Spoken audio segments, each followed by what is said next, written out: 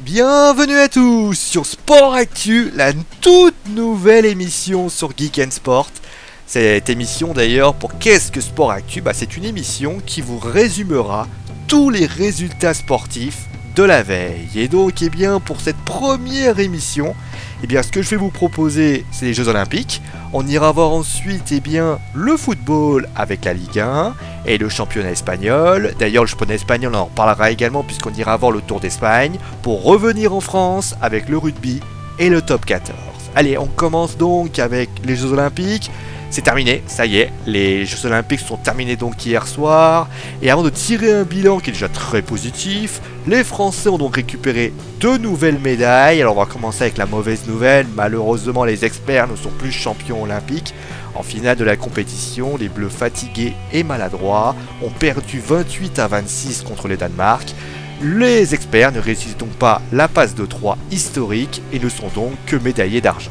En boxe, par contre, ça a été la bonne nouvelle. On a tous adoré cette image que vous voyez en ce moment, l'image de Tony Yoka et d'Estelle Mosley, qui sont donc le couple olympique, puisque oui, après Estelle Mosley, Tony Yoka est donc devenu, champion olympique.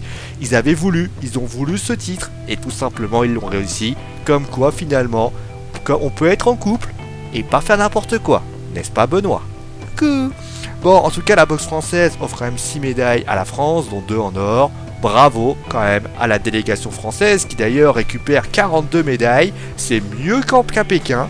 Elle se classe 7ème avec donc 10 médailles d'or, 19 en argent et 14 en bronze. Les Américains, comme toujours, sont toujours les grands gagnants avec 121 médailles. Les Anglais sont 2e et les Chinois sont 3e. On passe maintenant au football et les derniers matchs de la deuxième journée de Ligue 1. Match du soir donc avec le Paris Saint-Germain qui affrontait le FC Metz. Victoire facile des Parisiens, même si on va quand même dire que la maladresse de Cavani a été quand même assez criante.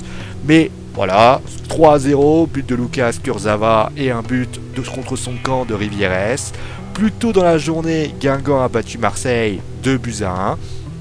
D'ailleurs, voyage très inquiétant des Marseillais, on va quand même en parler peut-être dans le prochain Monday Night Football quand il arrivera. Et Saint-Etienne a battu 3-1. Les Montpelliérains, donc après avoir mené au score, les Stéphanois ont marqué 3 buts. Au classement, le leader est Lyon avec 6 points avec une meilleure différence de but. Paris, lui, est second. D'ailleurs, il se murmure que du côté du PSG que le tout nouveau champion olympique Marquinhos devrait être l'adjoint de Thiago Silva à son retour. Ce serait donc David Luiz qui serait le grand perdant. Et Jordan Vertout devrait s'engager très prochainement avec l'AS Saint-Etienne. Du côté des championnats étrangers, on notera la victoire facile du Real Madrid, quand même amputé de Cristiano Ronaldo et de Karim Benzema. Les Merengues ont remporté leur match très aisément avec un doublé notamment de Gareth Bale pour le score de 3-0 contre la Real Sociedad. Donc maintenant on passe au top 14 avec le rugby. Donc dernier match, Bayonne-Toulon. Et les promus, donc les Bayonnais, ont remporté leur match 28-23 avec notamment 3 essais. Avec 3 essais, et notamment, 2 essais de Grégory Arganès. Le leader est le Listade français avec 5 points. Et on termine donc avec du cyclisme, avec la 2e étape de la Vuelta. Et c'est Gianni Meersman, coureur de l'équipe Quick Step, qui remporte l'étape au sprint. Michał Kwiatkowski reste maillot rouge de la Vuelta. On notera d'ailleurs au niveau du cyclisme que lors du classique d'Hambourg, Nasser Bouhanni avait gagné, mais s'est vu déclassé en raison d'un écart lors du sprint final. Voilà, c'est la fin de l'émission Sport Actu. J'espère en tout cas qu'elle vous a plu. N'hésitez pas bien sûr à me faire des retours si vous avez des choses à vouloir réajuster. Nous on se retrouve donc mercredi avec au programme le match retour de barrage de la Ligue des Champions entre Monaco et Villarreal, le bilan des Jeux Olympiques de Thierry Braillard et enfin la 4e étape qui a gagné la Vuelta, 4e étape de la Vuelta. Voilà, vous savez tout, passez donc une bonne soirée. C'est bien sûr à aimer, partager et à vous abonner si vous avez surkiffé cette vidéo. On se retrouve donc mercredi. Allez, ciao tout le monde!